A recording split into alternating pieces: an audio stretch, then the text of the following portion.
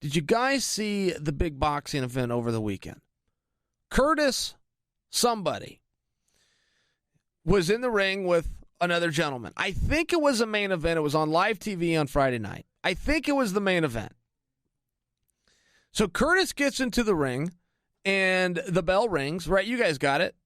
Opponent on one side of the ring, Curtis on one side of the ring, referee in the center. You ready? You ready? Great, let's fight. Bell rings, boom.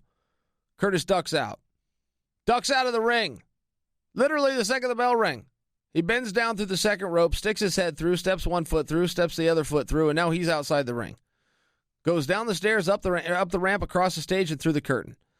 And as he began this process, as he ducked out and even went to the stairs and went down to the floor area, the referee had a look on his face as though he was going to give him a moment to come back, which is outside of the rules. A boxer is not allowed to leave the competitive surface, but the referee looked as though he was going to make an exception because something must have happened.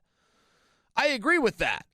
As a viewer, I thought the same thing. Oh, Curtis must have left his mouthpiece. Oh, Curtis needs to grab. Oh, Curtis didn't hear the bell. I didn't know what the hell was going on, but there was a brief moment where I was willing to give him every benefit of the doubt as the shock and awe of what I'm watching is setting in. The announcers were then covering for it in the same realm. The announcers did not, the second Curtis went outside the ropes, which is absolutely illegal in boxing, they did not call for a disqualification. They were buying a little bit of time, also trying to digest and compartmentalize what was happening. At any rate, now we know. Curtis was staging a walkout. And he came out after the fact, and I haven't seen an interview with him in terms of a verbal interview. I've just got to go off my interpretation of what he had said, but all he had said was two things. He said he wasn't happy with his money, and he felt he was not being respected. And we hear a lot of that in MMA, don't we? We hear people say that, but we've never seen a walkout. We've never seen somebody stage a move like that, and I would imagine it's going to be very ineffective. I cannot imagine there's another promoter waiting in the wings somewhere going, oh my goodness. I love the statement made by this guy. Can't wait to get him under contract. I would imagine that Curtis's career said goodbye the second his second foot stepped off that ring apron. I do not believe that we're going to see him again, but there was something more interesting aside from this. And I do feel that there was other ways and better ways to handle this. Let's just let that go. I'm quite sure you guys agree with me.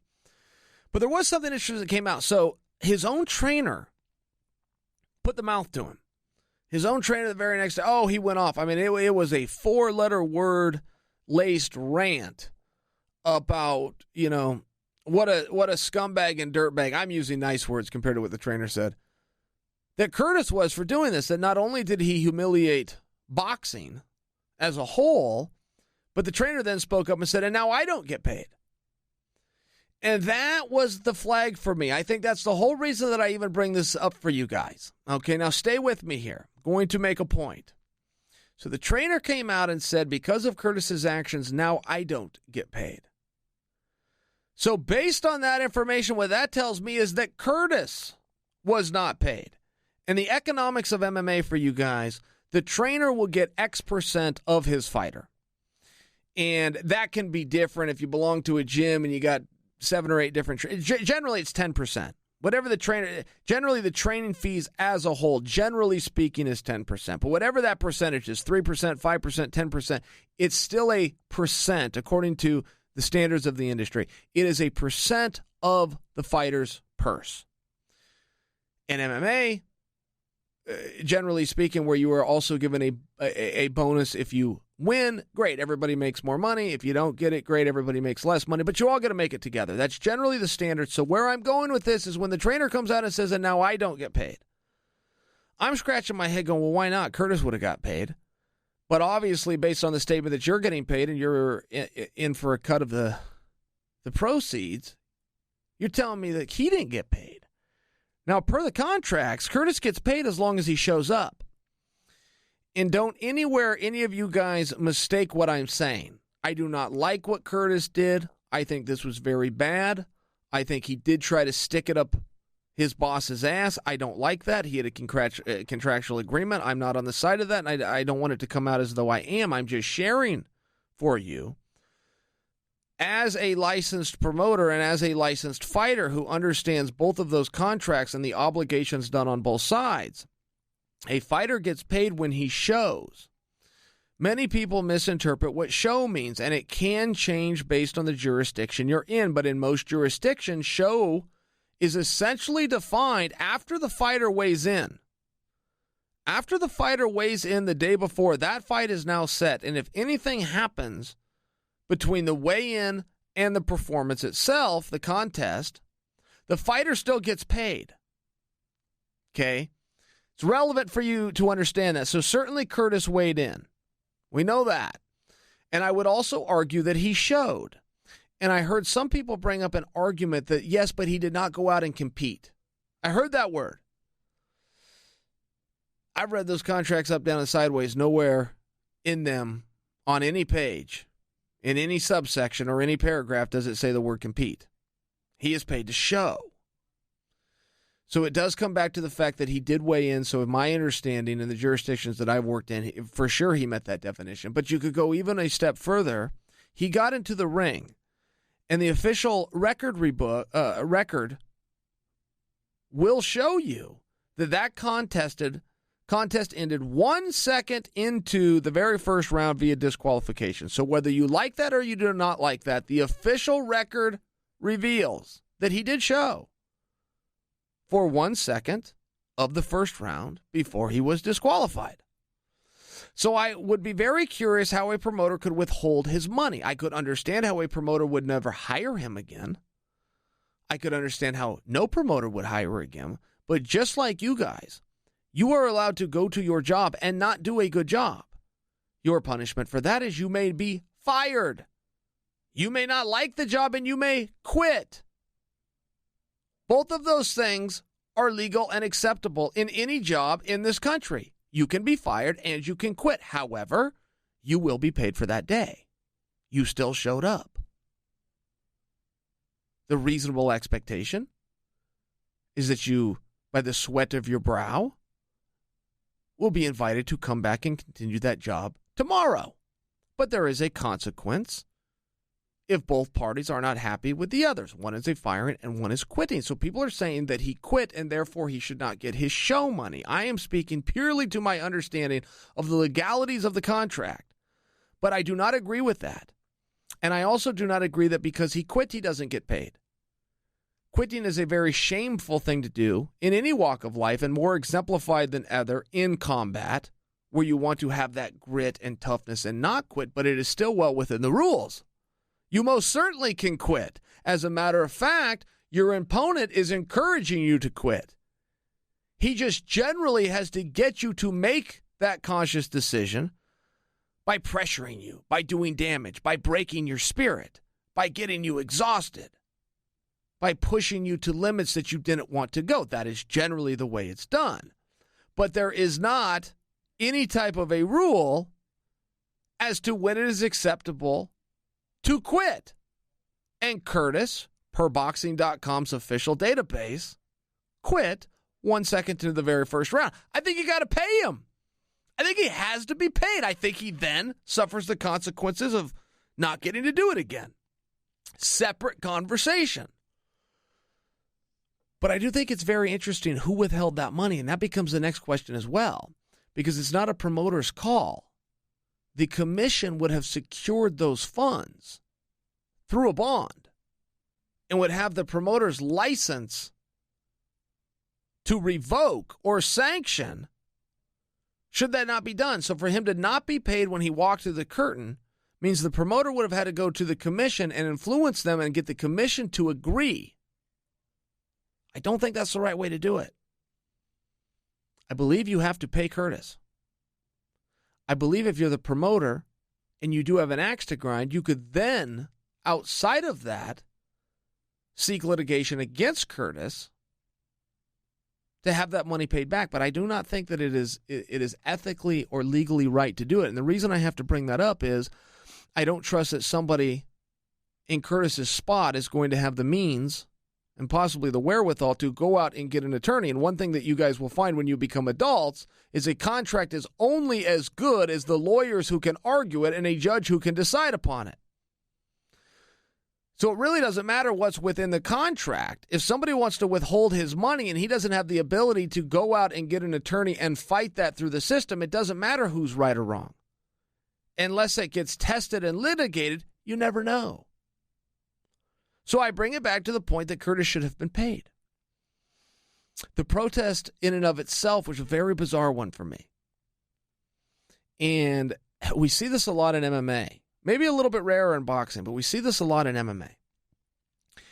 How many stories and how many fighters and how many times have they given Dana White a hard time? And Scott Coker really doesn't get it. Scott Coker really hasn't been in the same situation. So I'll use Dana, even though they have very similar business models. How many times have we seen over the weeks to months to years, and how many different fighters have explained with a negative narrative what Dana White attempts to do, which is have a gain on the back end, even though it's a gamble, but hopefully people show up and hopefully people tune in and watch. And then on the front end, control his economics and try to keep costs low. We have seen fighters come out weeks, months, turning into years, and insulting this and coming out from a negative standpoint. But if you listen to those fighters and all of those interviews, all that those fighters are doing, even with their negative tone, is they're explaining capitalism. And in North America, that's the model that we go under. Any business has the right to try, not only a right, an obligation, an absolute fiscal obligation to try to keep costs down and then try to make a profit on the back. They always have an obligation, to the best of their ability, to make sure their profits exceed their expenditures. And even though the press gets written in a negative manner towards Dana White, all that people are describing is capitalism. And there is a situation in mixed martial arts, and this is a compliment to mixed martial arts, but I feel that it gets lost in the argument. MMA is at a point right now where when you look at your analytics and you have somebody, and let me just use, let's just grab any fighter. Let's grab Conor. There's a name you guys can relate to. You will have your analytics for Conor's next fight. You will then need to look at who his opponents are going to be. And oftentimes we're in a place in the sport right now where there are three guys who can have a projection that's the exact same. You could give it to A, B, or C versus Conor, and the projection for the gate and the revenue and the sponsorships and the television ratings and the pay-per-view is basically going to come in the same. So then what do you do within capitalism? Well, you go meet with those three, and you see where you can save your money. Essentially, who will do this job and allow me to be the most fiscally responsible? That's a really big compliment to mixed martial arts that they're at this place, because they were not there in early 2000 at any part of the 90s. Right, the sport started in 1993, and no part of the 90s. And even in the very early years of 2000, 2001, 2, 3, 4, 5, yeah, you started to see it around 6 a little bit. And now we're at a spot where you see it all the time, where there's multiple guys that can go out and do that job. That gets presented as a negative. And it could be a negative for their negotiating ability, but it's a wonderful thing for the sport that there was so much depth, so many credible household names, sought after and wanted fighters. So then if you were to blame a businessman for going in and seeing where he could preserve his costs, all you're doing is explaining capitalism. You can go out and try to insult that promoter until you're blue in the face, but he's operating well within the confines of the way that the United States government would like him to operate. And when you have investors who are expecting an ROI, it has to be done that way. There's no other ethical way to do it. I bring this up because we're starting to see this now in boxing, and I do think, not for anything else, but Curtis is bringing a little bit of attention to it, even if that dies down by this coming weekend, and I trust that it will. I'm covering this. I watched it, and now I'm doing a segment on it, and I can't produce for you his last name. I don't say that to be condescending. I say that because I think that he rolled his dice and put it all in on a hand that could have been a little bit slower played. And people often do miss that in a negotiation. Don't ever put an opponent into a corner without offering him a way out. Don't ever, ever go to battle with somebody. Align your troops, pound your chest, and not show up showing them a way out. I don't think Curtis gave anybody a way out. The show is now over. The ring has been removed. The fans got up and left. I just don't see where anybody got a way out. And I want to make one final point on Curtis. When you do talk about, from a legal perspective, that he should be paid, and that is my opinion, when you talk about that, also if you're going to make a claim as a business against somebody to not pay them, you have to do one or two things. You have to either prove that they damaged you, that can be your brand or your reputation, or you have to prove some kind of a financial loss. I think that the first argument could be made, but that's a tougher one to quantify and prove. So if you can prove a financial loss, you can have a little bit more success in then blaming Curtis and making a case for why you aren't going to pay him. Where was the financial loss? The fans were not given a refund. Your television partner didn't pay any less. The ratings didn't go down. If anything, it was actually a really great piece of theater. It was very disappointing for people that wanted to see it fight, but it's a great piece of theater. I would have never been talking about that fight had it not happened that way. So I don't see where the loss for the business would have come. But it does appear that they're trying to take a windfall on the other end by cutting down on their costs and not paying Curtis for whatever argument they're going to make. I get why a promotion would do that. I think that it really is the job of the commission. I think if you got a few commissioners together, they would not agree with that state. And I don't even know what state it was. I could go and look it up really quickly, but I haven't looked it up. I do not believe that the commission could be able to justify that he did not show. And they can be as mad as they want. Ultimately, you have to look at the letter and the language of a contract. And there is no way there is any language in there about walking out of the ring 1 second in, because there is no way that anybody ever foresaw that ever happening, and that is how rules and regulation and laws are made up in the first place. Somebody goes out and does something that's outside of the laws, boom, you grab it, you legislate, and now all of a sudden you make it a law. There is no possible way anybody foreshadowed that ever happening. Curtis should be paid.